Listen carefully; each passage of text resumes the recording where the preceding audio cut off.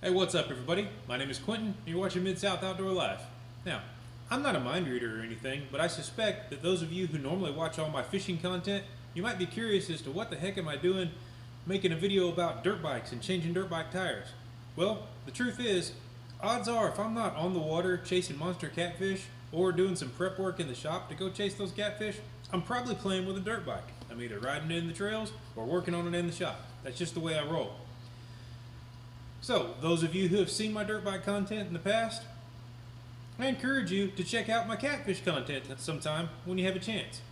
And for those of you who just stumbled across this video because you want to know about the Rabaconda tire changer that's supposed to help you change a tire in 3 minutes, well, I'm going to go ahead and get right to it. So, how is it possible that a tire changing stand that can fit in this bag could possibly be anything other than a piece of crap?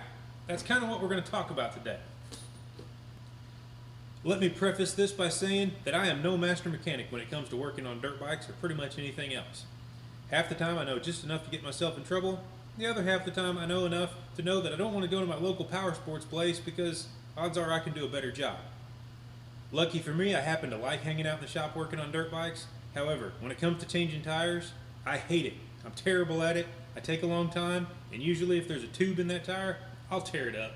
So, I just mentioned that to let you know what my skill level is so that when I give you my opinion on this tire changing stand, you'll kind of have a reference point. Anyway, this is the bag that it comes in. I've already taken it out and put it together. By the way, this is not my stand. I didn't buy this. A friend of mine bought it because, you know, we both change a lot of tires on our dirt bikes and we're both terrible at it. And we wanted to see if this, the Rabaconda system, could make us better. Videos online make it look like you can do it in 3 minutes. I seriously doubt that's the case, but I'm about to find out because right now I'm going to take this 505 cheater off of my Beta and I'm going to put a 525 cheater on in its place. I'm going to do it in front of the camera, and when I get done I'll tell you how it went, so maybe you can decide if you want to spend your hard-earned money on this, the Rabaconda tire changing stand thingamajiggy. Here we go.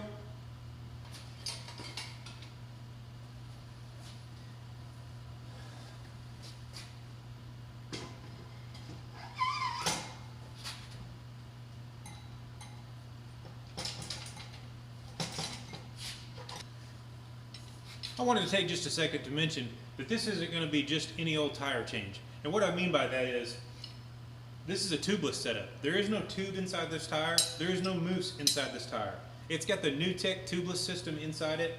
And that means that I'm going to have to do this in a different way than what you'll see on the Rabaconda videos. I can't just use the breaker bar, just start stabbing spoons in there to pull this tire off the rim.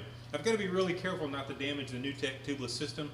So this is not going to look like what you're going to see if you go to the Rabaconda manufacturer-made videos. By the way, I also have the Rabaconda tire spoons and some regular tire spoons, and I'll let you know what I think of those also at the end of this video.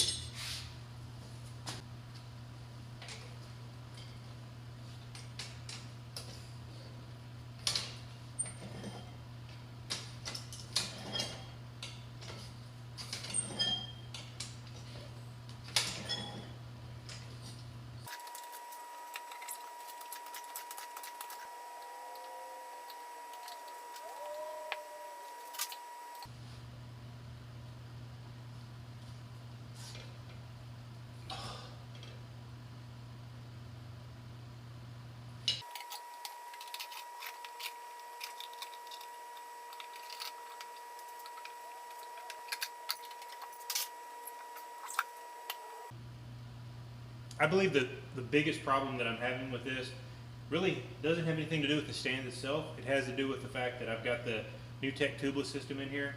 I can't stress enough how different this is from doing a regular tubed tire or a mousse tire.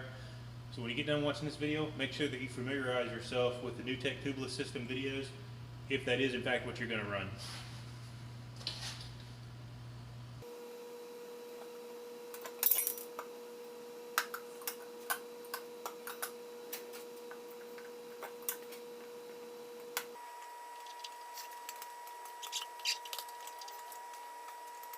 Okay, as you can see, I've got the old tire off. I'm about to go on with the new tire. This is the Shinko 505 cheater in the 120 size. This is the Shinko 525 cheater in the 120 size. If you guys are interested in seeing a comparison review video between these two tires, let me know in the comment section below, and if I get enough people asking for it, I'll definitely do that.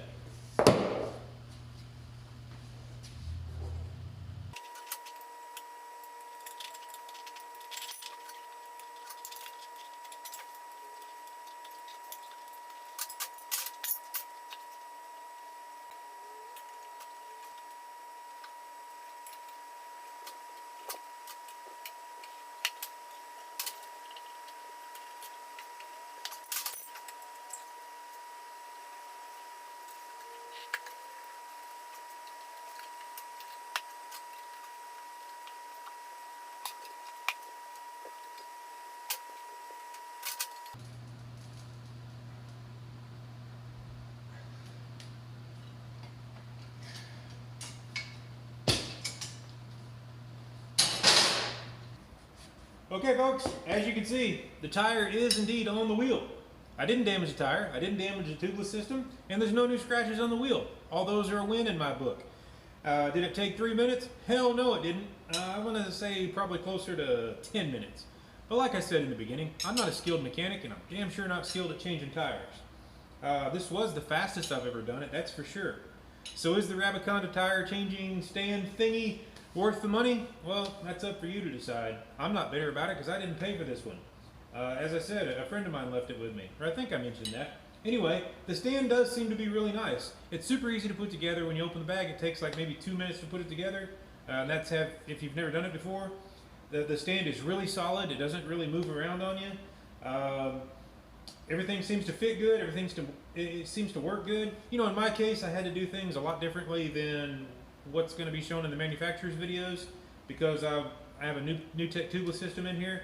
But all in all, it went good. There's no damage, and it's on there, and I didn't have to take it to a shop and wait for them to get to it when they can. That being said, probably my favorite thing about this whole deal was these tire spoons. This is my first time to ever use this type of tire spoon.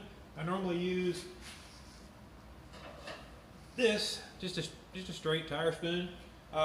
These have their place, but I really like this design specifically for spooning the tire on the wheel. So if I had to rate this whole system here, the Rabaconda stand and these spoons, I'd rate it pretty high, probably like a 9 or so. Yeah, I have no complaints. I would recommend you guys consider picking one up if you like to change your tires and wheels at home, unless you're already more skilled than I am and you can do it quicker without it, then save the money. On another note, if you guys want to see more dirt bike and ATV content from me, like for example, if you want to see a review video on these 525 cheaters, or maybe a comparison video between the 525 and the 505, or if you just want to know about the Beta 390, which I've spent a year on now, hit me up in the comment section below and I'll try to take those requests. Thanks for watching.